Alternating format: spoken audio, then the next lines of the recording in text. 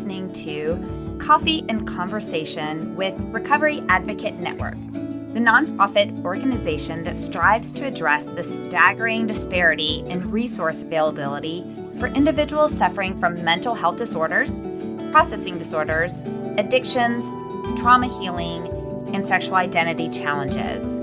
Together, we strive to end the stigma associated with these challenges so that true healing can begin.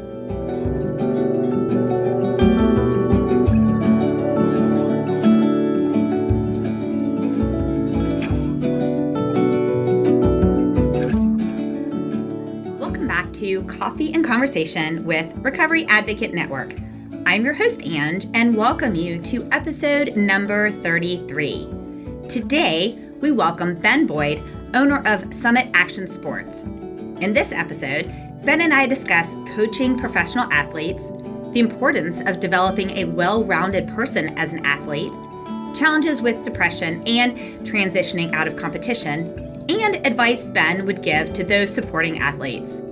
Ben has been blessed to work with Olympic medalists, including coaching Kaitlyn Farrington to her gold medal, X Games medalists, World Cup medalists, national champions, DO Tour winners, and US Grand Prix winners. He was an official Olympic coach in the 2014 and 2018 Winter Olympics.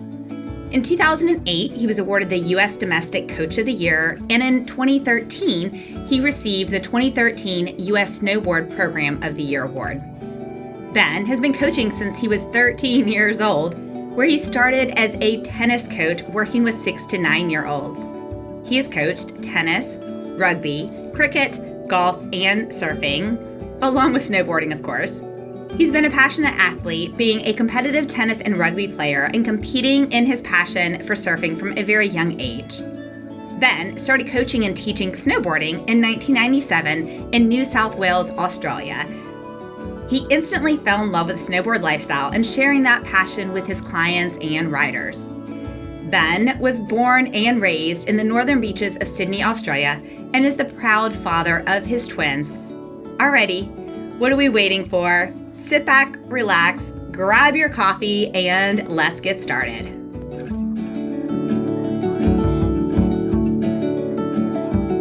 I experienced a kidnapping in August of 2020 and was kidnapped, and held hostage for 5 days, and I escaped.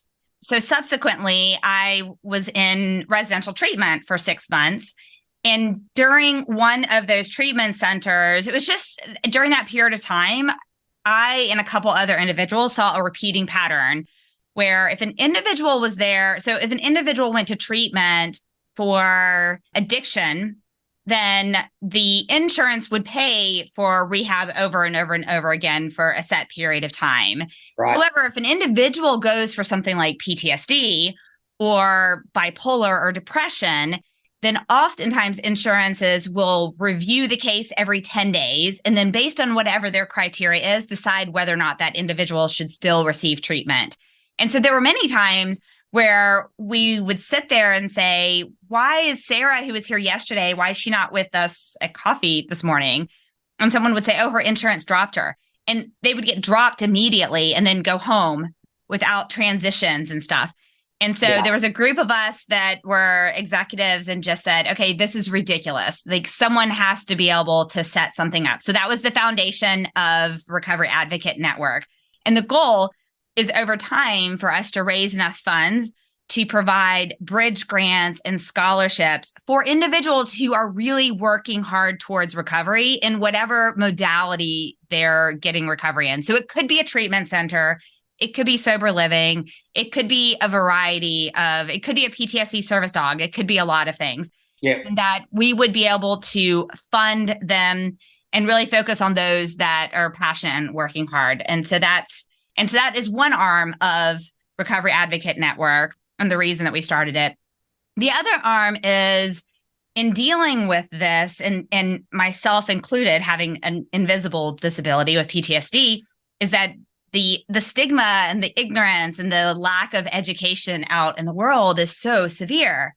And so we started doing webinars to fight that. And webinars seem to be so hard and such a challenge. So earlier this year, I was on a podcast as a guest. And so I thought, oh, I'll just switch the webinars to podcasts. It'll be so much easier. It is not so much easier. Yeah. It is so much work. And so that started the podcast in June. That's cool. Wow. Good for you, man. I'm so sorry you had to go through that. That sucks. Yes. So, well, why don't we get started and talk about you? So listeners, today or this evening, listeners, you have no idea what happens behind the scenes. And so we've had a little juggling match tonight because I'm trying to work with new software. It didn't work. It was a failure. Our guest tonight was really gracious and we hopped back onto Zoom for our conversation tonight. And I'm really excited for this interview. This guest is a friend of a colleague of mine. And he is, well, actually, I'm going to stop talking and let you completely introduce yourself. I will say I will give your complete bio in the intro, but I'd love to hear the guest introduce themselves in the way they like to be introduced. So I do have Ben Boyd with me today. And Ben, I'm going to stop talking and let you tell us about yourself and why you're here. Thanks, Ange. And my name's Ben Boyd, as Ange just said. I've been a professional snowboard coach for about 25 years, also someone that suffers from depression. I've coached the Olympics, had Olympic gold medalists, X Games medalists, worked with kids as young as 6 all the way up to, 30-year-olds in the sport of snowboarding. So it's been a fun career, originally from Australia, as you can probably tell by my lack of an accent. And been in America for about 25 years. So, yeah, that's basically my background. Yes. And I remember when Lisa was telling me about you, I said, oh, reach out to Ben and see if he'll be a guest on the podcast. And I think I recall you saying, well, I'm not sure that, I will have something to share. And I said, are you kidding me? And I didn't even know about your own personal history, but I was sharing before we started recording that a conversation I've had frequently with individuals is that mental health and mental well-being covers every aspect of us as human beings. And sometimes we think that, for example, this podcast is only for individuals who are suffering from addiction or suffering from trauma or suffering from eating disorders. And instead, really the goal of Recovery Advocate Network is for all individuals to live their best full life. And part of that deals with how can we as individuals perform at our highest level doing whatever we're doing. And so given your career with high performing athletes, and I can only imagine the psychological impact, both for you and as you walk them in those different ages through that journey, how hard that would be.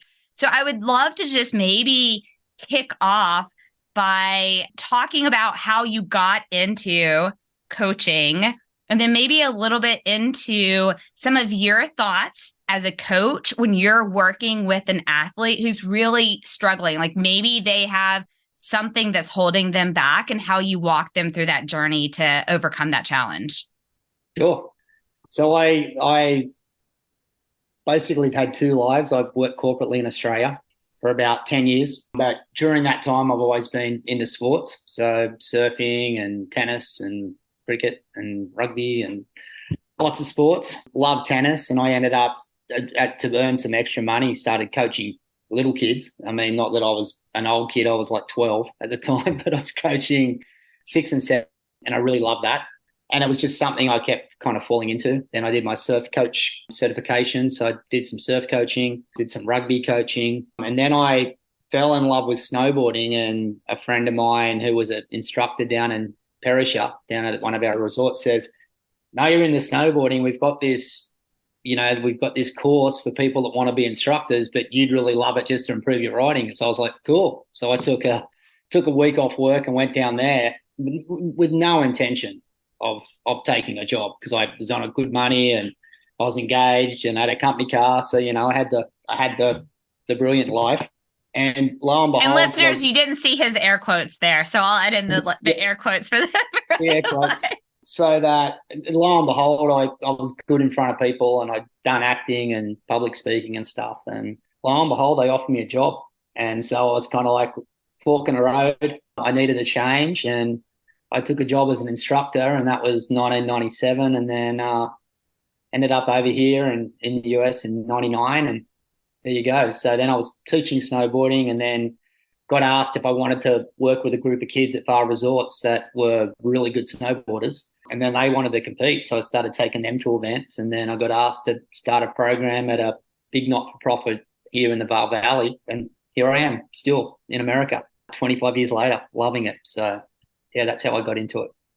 And for clarity, you did not add the air quotes for loving it for the last part. So we believe that that is living the dream now. So Yeah, I love it. Love my job. Very fortunate. It's great to work with kids and, change people's lives through athletics. So there's definitely no complaints there, which is good. Yeah, so where we would like to go from here. So with the psychological stuff, I think, people tend to see high-end athletics just from their couch at home. And so you see people like, Chloe Kim and Michael Phelps and people that are, Simone Biles and all people that have just seem unflappable. And a lot of people don't realize like the amount of stress that these athletes go through. So it's not only the stress to perform, it's the stress from loved ones, it's the stress from sponsors, it's the stress from media, it's the stress it's put on the body, it's health, nutrition, all that sort of stuff. So it's a fine line to work, to walk for these guys. And for us as coaches, not experts in everything, but we seem to have to be jack of all trades in everything. So as you go higher up that pyramid of performance, I guess you'd call it, we have to make sure that we have our team around those people as well. As a coach, we're normally the first people that see performance anxiety, fear, the stress of travel, the stress of having to get results, the stress of maintaining results to keep funding if you're on a national team. There's just so much that go into it. It's like that iceberg, right? The iceberg's really big at the bottom, and people at home are only seeing this little point at the top. So it's an incredible thing that these kids go through. Best way I try to do is by managing it is trying to identify that stuff early. And I think a lot of that comes down to having a great relationship with your athletes and trying to be honest and upfront. I'm not their friend. I'm their ally. I'm their role model. I'm their mentor in some ways, but just trying to make sure that they trust me. And then it goes from there. It's just knowing those kids on an individual basis. So listening to this and thinking about the number of years that you've done it, and I know that you're incredibly successful and very good at what you do. So what are some of the key, two things. What are some of the key little nuances you see in some of your athletes that you can see now based on all of your experience? Like, oh, wait, I need to delve into what this is that maybe in your earlier career you might have overlooked or just thought didn't matter, but now you're really in tune to those. What are some of those things? And then second question is, what are some of the tools that you use? Like, how do you get these athletes to open up? Because I can imagine some of them not wanting to look as if they're vulnerable, that being part of a challenge of being a high performing athlete. Yeah. Look, I think probably the biggest one is, for example, with my program, where our program is 12 months a year, so we see these kids on a very regular basis, and then during the season, it's 5 to 6 days a week.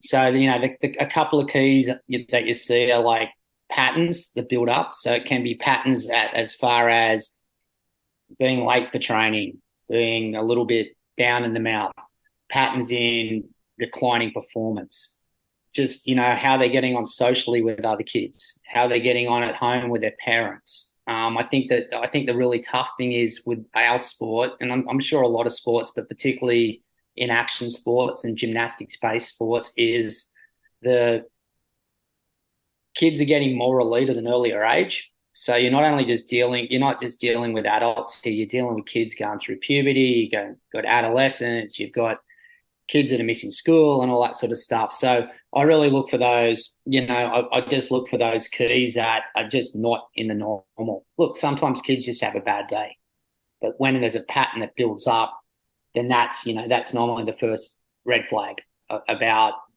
this is something that needs to be kept an eye on. And, it's something that me and, my assistant will approach kids on for sure. So sorry, Ange, what was the second part of that question? I'm still feeling a little bit of jet lag. No, that was so well put. Yeah, I was envisioning each of those scenarios.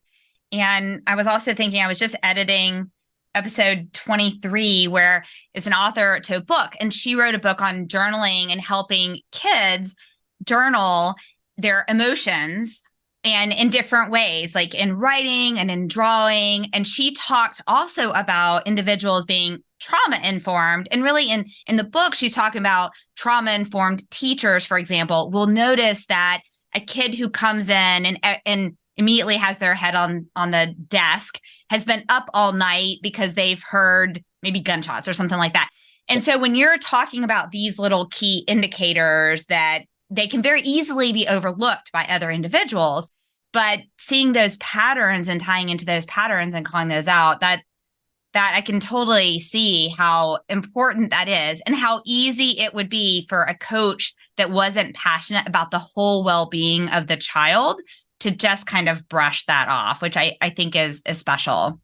Yeah, and I mean, I think it's one of the quotes that I like to live by, and I think it's pretty sure it's John Wooden, is one of our greatest coaches ever. Before people want to know, they want to know you care. Something like that. I'm paraphrasing it, but the kids have got to realize. The kids need to know that you're on their side and you love them and you adore them and you want the best for them before they want to get better and listen to you. So I think that's one of the things that I always try to do with new kids and say to the families, like, look, hey man, I'm hardly going to coach your kid for the first couple of days. I just want to get to know them and see what makes them tick. So it's really a good one. It's interesting you brought up journaling. It's something that a lot of my athletes do. Oh, that's amazing. So First off, you answered my second question, which was, what kind of tools do you use with the kids? And so now tell me a little bit more about journaling and how you encourage it with your athletes, because I never would have guessed that. And that's amazing. Oh, a lot of our kids are getting into journaling, have used journaling. We do a lot of goal setting for our, back in the day, and for our, for my kids are coming with me this year, don't know this yet, but, I've always asked in the past, because I think athletics get so all-encompassing that I also in the goals say, hey, what are some of your personal goals? Like, do you want to learn to play guitar? Do you want to keep your 4.0? Do you want to do whatever it is, right? Because they've got to have an outlet outside of sport, and especially with these young kids, to lose a competition, to have a bad day at training can be soul-crushing, devastating. So if everyone's in this, and it's something that I try to tell my parents and tell parents generally is like, hey, look, man, your kid might perform like one of the best in the world, but your kid's 14. And 14-year-olds need to be 14-year-olds.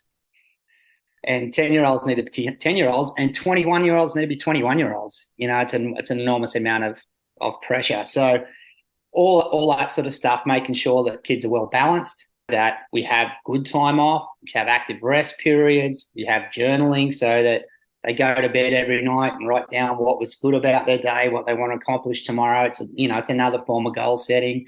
We have started season meetings about what goals you want to get. We talk about goals every day, and we ask them how school's going, and we try to keep in contact with the parents to make sure the other side of their lives are going well too. So it's really about just trying to position athletes, and it doesn't matter what age, but making sure that they're well-rounded people, and that you're caring about them not just in the field of sport, but you're caring about them all the time outside of that as well. Which is so special, because I'm actually quite shocked to hear about this in the realm of coaching that you do. So I am very aware of, I just heard some presentations by some student athletes at Georgia Tech. They were high performing student athletes and students at Georgia Tech, because I'm affiliated with Georgia Tech. And we often say, for example, if someone comes to interview for a position at my company and they were a student athlete, I want to hire that individual, because if they have accomplished that level of diversity, they have got the grit, the stamina, the perseverance, and they've also learned how to overcome quote unquote failure, because failure is really just your next opportunity towards success. And Yeah. but I had this stereotype in my head, which you've now proven that I was wrong. I had the stereotype in my head that coaches that were of the level of, for example, individuals that are going to the Olympics, that they might think, wait, no, I don't want you to spend time playing the guitar because that's going to take you away from snowboarding. I had that stereotype in my head and I was completely wrong. I'm so thrilled to be wrong at this very moment. I say this now because I mean, frankly, our sport, sports like surfing and snowboarding and that because we're not NCAA, we're just sometimes perceived as a bunch of bumps. Like, I still have people now, I'm 54, go, well, what are you going to do when you grow up? You're still going to be a coach? And I was like, yeah, probably. I mean, I've got 2 degrees as well. I'm tertiary educated. I coach because I love doing it. And then on the side of our athletes or athletes I've been fortunate enough to work with, we've had kids go to Dartmouth, Colorado College, Stanford, Harvard, kids that are now doing World Cups and they're at Stanford and then they take time off. You know what I mean? So it's really funny. They've got to be well balanced. We live in a world where we're trying to what's the word, pigeonhole people really quickly. Okay, and the eggs in all in one basket is just a failed project. You know what I mean? Because especially in our sport, one big injury, you're done. You better have another string to your bow. You better have another part of your life. And we see that. I've seen it for the last 25 years that exiting the sport for a lot of kids is one of the most harrowing and tough things they ever have to do. You see depression, you see sadness, you see all that sort of stuff. It's really hard when you've been an athlete for 14 years and all of a sudden you retire and it's done and off you go. I can absolutely see that. And I was just thinking, in tying to that, the idea of retiring, and how do you prepare? So when, an athlete has reached the stage when they need to retire, what thoughts or what advice or how do you maybe even prepare ahead of time? So one way you just shared that you prepare is you encourage them to be a whole being their entire career so that when they can no longer do this, they can do these other things and be quite successful in them. And before I forgot, the reason I was talking slowly there for a minute is I was like, I wanted to say something to Ben that was right at the top of mind. I forgot. And what it was is the next time someone says, what are you going to do when you grow up? I just want to say I have no intention of ever growing up because I don't want that stereotype. Yeah. I mean, who wants to grow up? No, absolutely not. Not this guy. Never. Yeah. And so anyway, but going back to, okay, one of the tools that you mentioned that you use for successful transitions in life is to help them be well-rounded. However, can you maybe talk about how do you walk an athlete through the journey when it is time for them to retire and that depression and fear, those failure, but all those things are coming? What kind of conversation or what tools do you use in those instances? I think once again, it comes back to making sure you have that relationship with your athletes. I've worked with kids from the time they're 13 up until retirement. So obviously the dynamic of that relationship changes as you go through the life of the athlete. And so, your role as a coach goes from being a technical person on snow to where you're a confidant and someone they can rely upon. I mean, some of the tools are just as simple as saying, hey man, what are you feeling? And I've had athletes go, oh, I'm thinking about retiring. What do you think? And I'm like, yeah, man, they're tough conversations, but, I'd much rather be upfront with them. So it gives them some time to plan. So I think honestly, the biggest thing's honesty. Okay. And as they're going through, encouraging them to do stuff off snow as well. A lot of my kids, like I said, they'll do college courses in the off time to prepare for that. So I think it really does come back to just making sure that they have a plan. And unfortunately, I think in sports generally, I know the NFL's doing something in NFL, which is $1 billion a year business versus action sports. But I think one of the hardest things with our sport is that we're not preparing these guys to gracefully. And it's really hard. It's a really dog-eat-dog marketplace as far as sponsors and things like that. So unless you have someone in your court, or unless you've got a good financial advisor, or your parents you can trust, or coaches you can talk to, there's no real exit strategy in our sport at the moment. It's kind of like you wake up one day, your contract comes up, and you cut, and you're done. And then it's an amazing sport in that these guys are doing some of the most death-defying things you'll ever see for the lowest amount of money you'll ever see. And if you're not sponsored, you're paying for yourself. So it was to retire. I'm just thinking about the dynamics of that, right? I was also thinking about perhaps talking about selecting sponsors. And I mean, I could imagine when I think of who do I want to work with and collaborate with, I want to work and collaborate with individuals who have the same moral, ethical values that I have. And then I also think if I'm an athlete, I kind of need to have a paycheck and need to be able to make some money as well. So how does that fall into the psychological and just the whole being self that you work with the athlete? Yeah, I mean, look, it's a massive thing, right? On average, I think these guys are probably spending 40 grand a year to travel around at least. I'm going to say at least. I think that's conservative. Yeah, I was thinking it's more than that nowadays. Yeah, it's expensive, right? And I think even the guys that are sponsored are still paying out of their own pockets. And obviously, guys, I mean unisex girls. So it's a tough one. So you can't really knock back contracts as much as you want to align yourself with companies that represent your views. That's unfortunately sometimes not a reality. The stress that provides is huge. Our sport moves so fast that you have to keep training. Okay, you have to keep doing all the camps. You have to stay on snow. You have to have your team. You have to have your PTs and your sports trainer and your sports psychologist and all this other stuff, but that all costs money. And due to the fact of how fast our sport's moving, you can't miss time on snow. But the reality is it costs money to be on snow. So I've seen so many careers derailed from the loss of a sponsor or a cutback in funding from a government.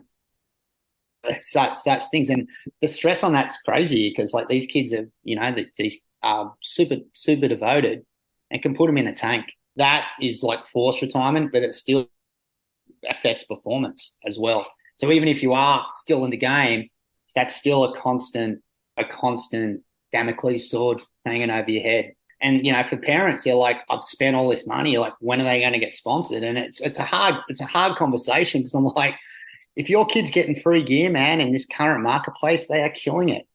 The days of $150,000 a year everyone was getting it, they're gone. They left 20 years ago. So it's a real tough one for these kids, man. And it's not only causing stress for the athletes themselves, but it causes stress for the family. That the amount of resources, and resources aren't only just money, it's time, it's emotional energy, it's families change their lives to move to where the training's best. I mean, it's a total life upheaval. They're hard conversations to have. So how do you feel? Well, okay, I have two questions here. One being, what is the feeling, your perspective of the feeling about talking about mental health in the snow sports? Okay. And I'm thinking of, for example, when Simone Biles came out, and when she first came out, I felt like there was so much negative stigma towards her that was just ridiculous, right? And those of us who are advocates for mental health were like in her corner supporting her. Of course, the news isn't going to do that because it's not good news to do that. But then when she came back, then of course the news is all about it. And so you have that teeter-totter. But how do you feel in your sport? Running my company, I talk about at work, I talk about mental health. I talk about going to a therapist. I talk about this podcast. I talk about it as being someone in the C-suite on purpose because I want everyone on my team to know that it is perfectly healthy to talk about every form of mental health and it's expected, right?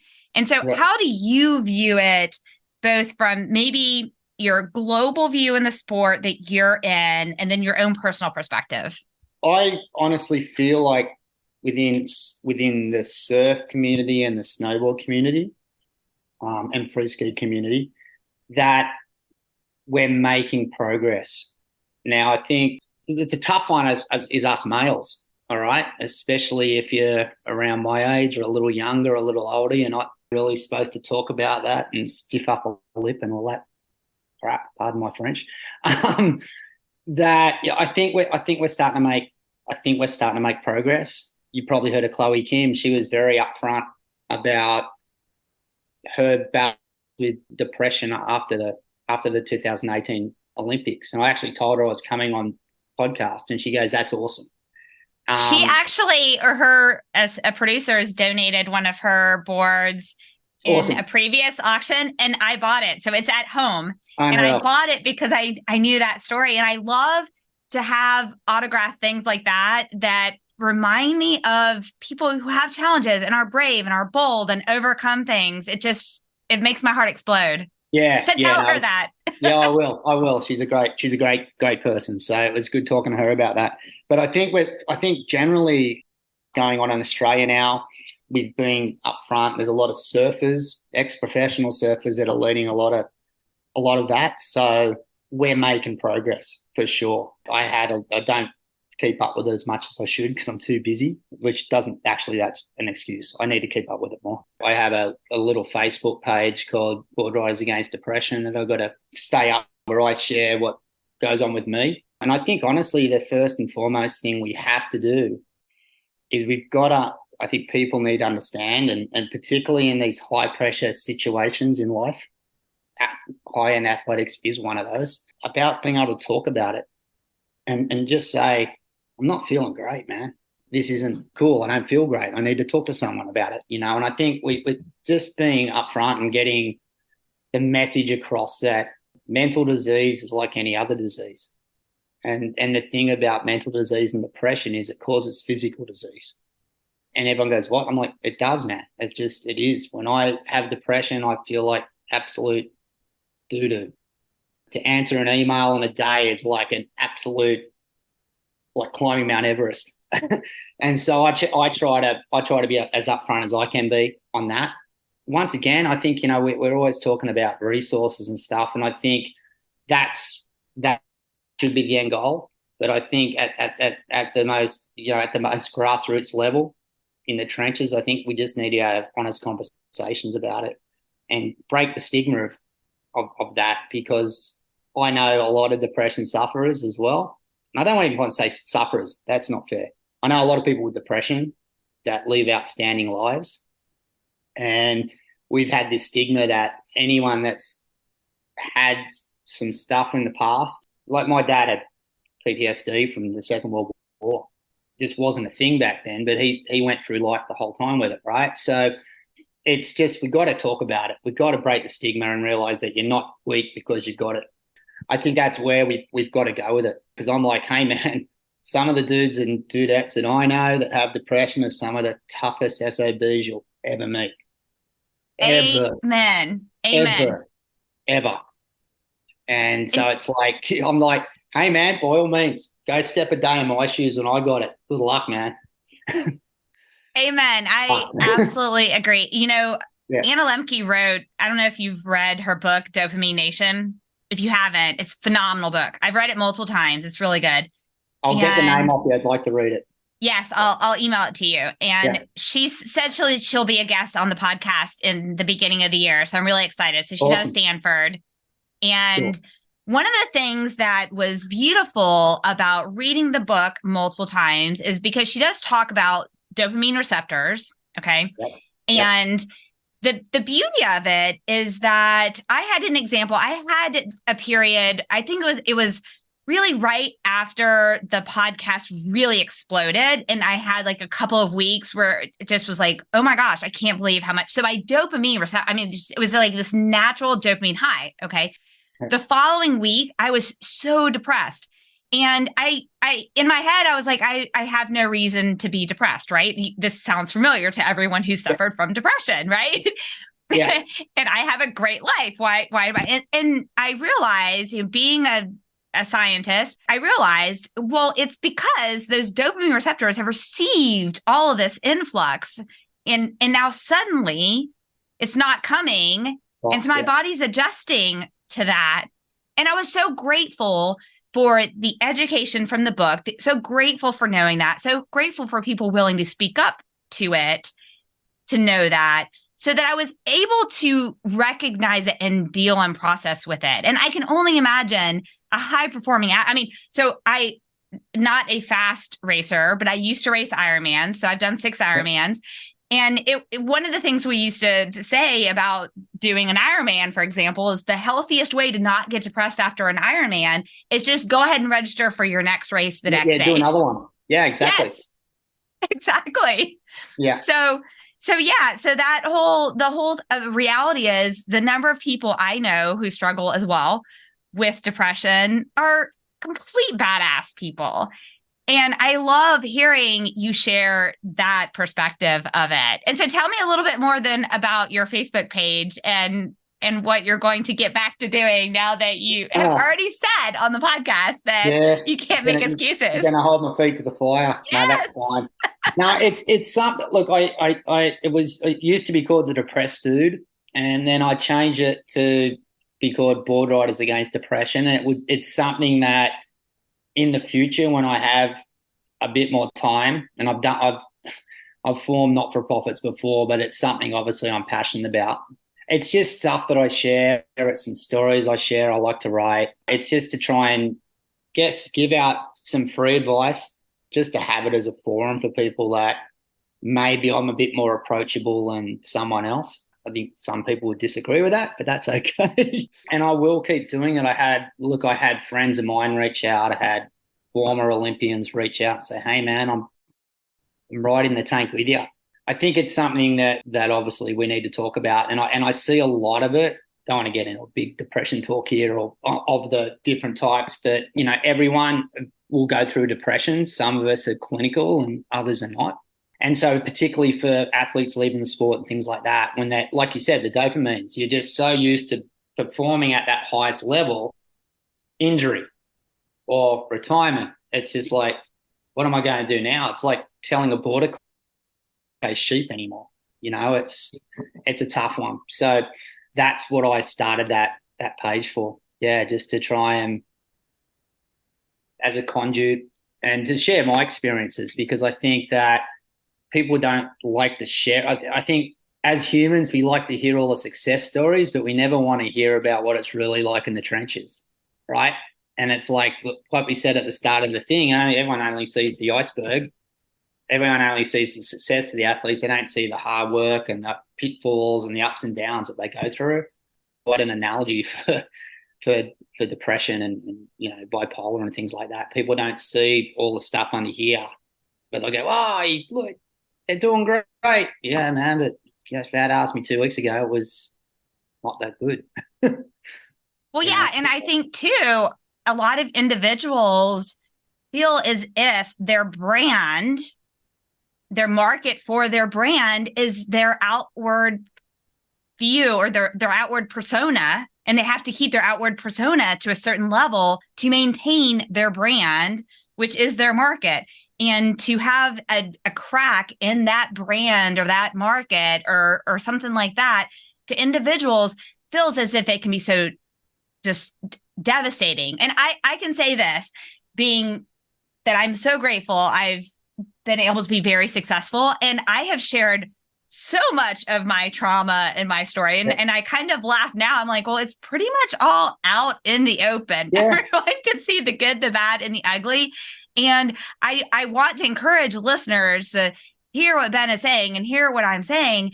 And I believe there is so much freedom, growth, grace, success, love, and everything out of being able to just say, I don't have to look perfect every single moment. My brand can just be me being me, and that can be great. Absolutely. You nailed that, especially for our best athletes in any sport. It's a brand. At the end of the day, they're a resource to sell product. Okay?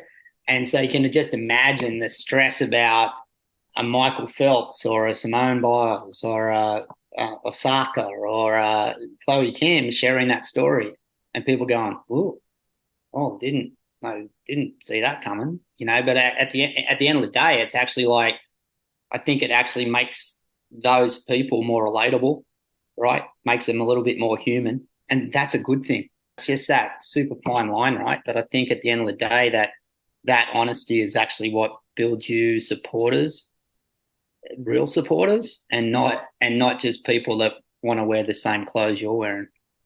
I love that. That's my hope. I That's love my that. hope.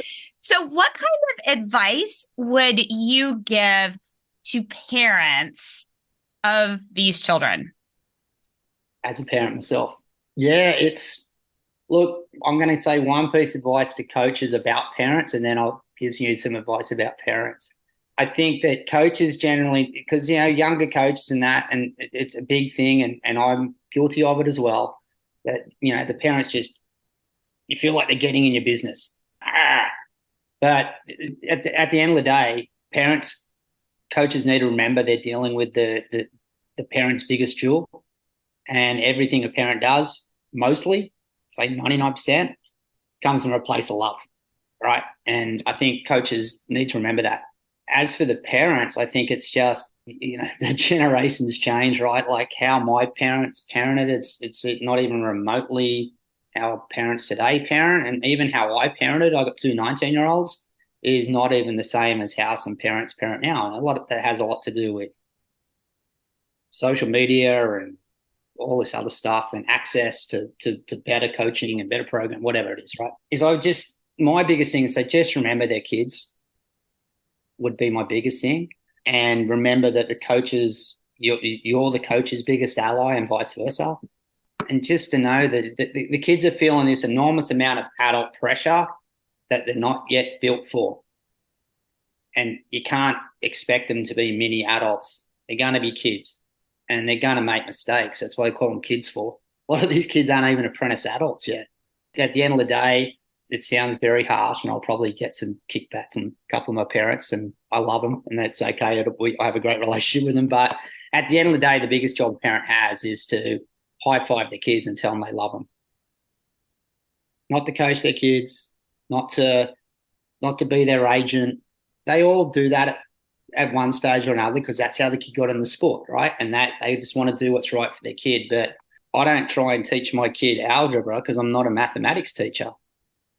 So in coaching, I kind of see it the same way. Just, you've handed your kids off, man. We've got them. We love them. We're going to look after them as much as possible. Yes, we're approachable. Let's work as a team. But I think sometimes that line gets blurred between moach, doach, which is like dad coach or mum coach, and being mum and dad. And being a parent, hey, man, it's flat out, it's my best job I've ever had. Wouldn't change it for anything. Love being a parent. And I think, being a parent's the biggest responsibility anyone can have. Parents don't need to overdo their plates too by trying to do all this other stuff. Hired a coach in any sport, or you hired an algebra teacher, or you hired a tutor. I mean, parents have enough to do, man. They're funding the bills, they're raising children. It's normally they've got more than one. They've got a lot on their plate. Just remember that too. And that's said in an empathetic way. I think that's such wise advice. I was thinking about, and I'm hoping a lot of parents listen to the episode I was talking about, episode 23, where we talk about the author who wrote a book, Just the Two of Us, A Safe Place to Land. So the journaling book for children. And one of the things that she says when she's encouraging parents to sit down and have the quality time with their kids, she said, your job is not, and I'm just paraphrasing as you were earlier, your job is not to correct them or teach them how to do things. Your job is to be with. Yeah. Just to be with them. And I love that. I wrote that down on my board. Your job is just to be with, because that's exactly, as a parent, I have a daughter that's about to turn 21. And okay. I love the idea. And I also think, man, I didn't do that great of a job of it when I was younger. So I hope the next generation of parents hears this, because I think there's so much powerful bonding in that.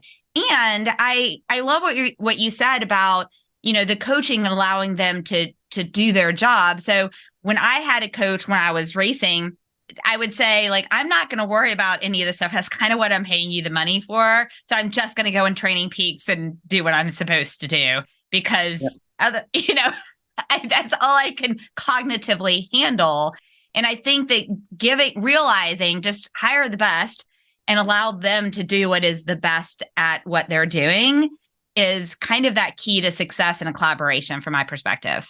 Yeah, and collaboration is the best term for it. I call it the pit crew. Like every athlete needs a pit crew, and that parents are one of the biggest members of that pit crew. Parents, the coach, as they get better, the agent, the sports psych, all that sort of stuff. But we've each got set roles, and trust me, man, I'm a parent. Okay, being a parent's the most insane job in the world. It is. It doesn't come with an instruction manual. Your kids aren't born with instructions tattooed on their back of how this kid's going to be. You don't get any of that, man. It's the greatest job in the world, but it's the hardest job in the world. Be a parent. It's rad. It's just, and there's so much in it, Yeah, it is. It's a blessing. Today is actually the 23rd anniversary of when my son was stillborn. And I almost didn't want to do the interview today, but I'm glad I did, because I just think talking about depression, talking about overcoming adversity, talking about being a parent and recording something that's going to help others be inspired just does my heart so good. So I'm so glad that this worked out. Okay, I have one more question for you. Yep. And then we'll transition. So my question is, what advice would you give to the athlete? So to the athlete who is struggling and doesn't know how to go up and approach their coach, does not know what words to use to be vulnerable, or is afraid to be vulnerable, like what words would you give to them to maybe even open up that door so they can start a conversation if they're struggling? Whoa, that's a good question. Very, very open-ended. Look, I think that's when I'm going to come back to the pit crew again. That's hopefully something they can maybe trust their parents with, or trust a peer with, or trust an older sister or brother with if they're scared with the coach. I think it's just a matter of having someone that can advocate for you if you don't feel like you have maybe the maturity or know how to approach it. I think that's what's so important about, surrounding yourself with good people, right? And I think athletics is really just a microcosm of life. Being an athlete's just like being a lawyer.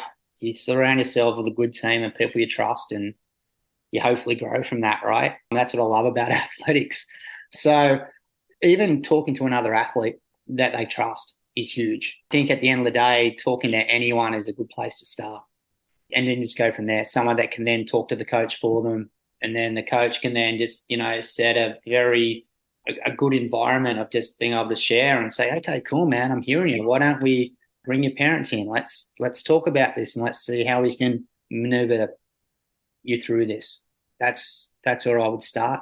What I'm loving to see in our sport now is there's a lot more sports psychologists being used.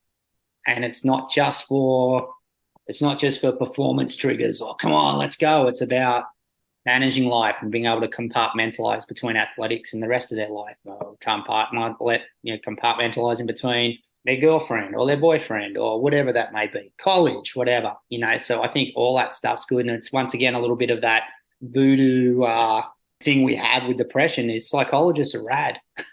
Use them, they're experts, Yeah, so, I adore my therapist. He's awesome, for sure.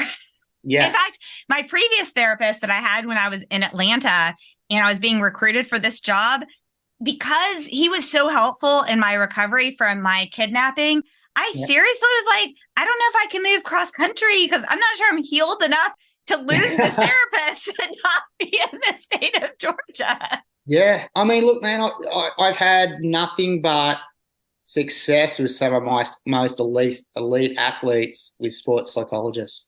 They were an absolute integral part of the team. I can't stress that enough.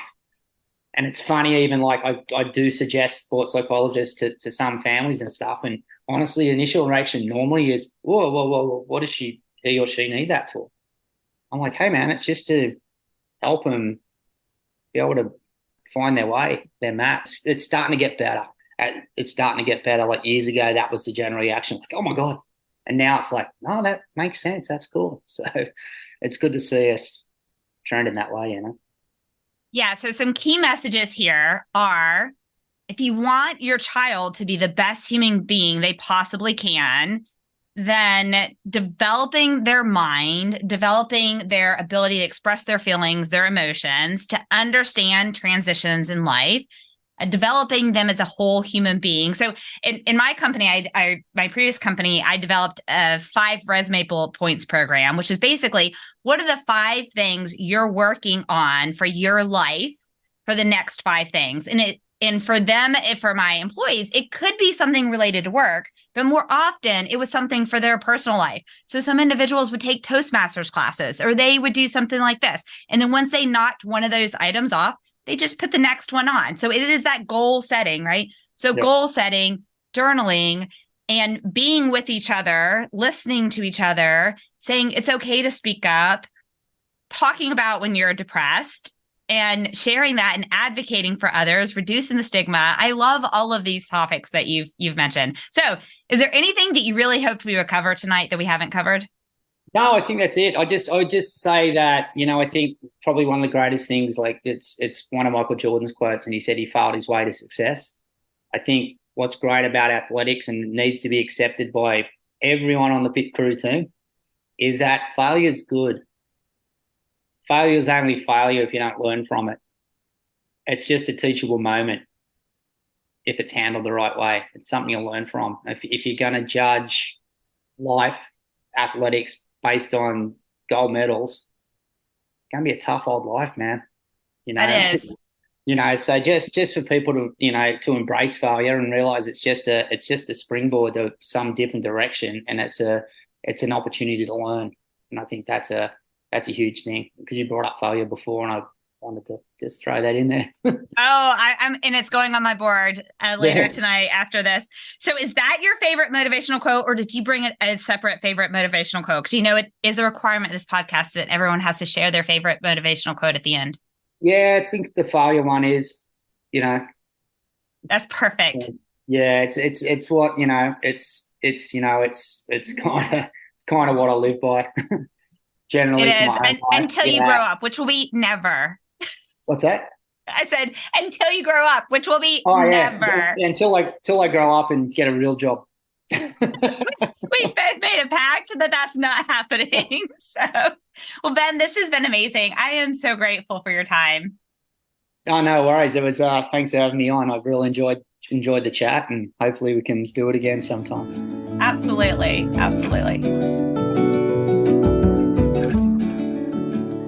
Listen to episode number 33 with Ben Boyd, owner of Summit Action Sports. We hope you've been encouraged and learned something from today's story.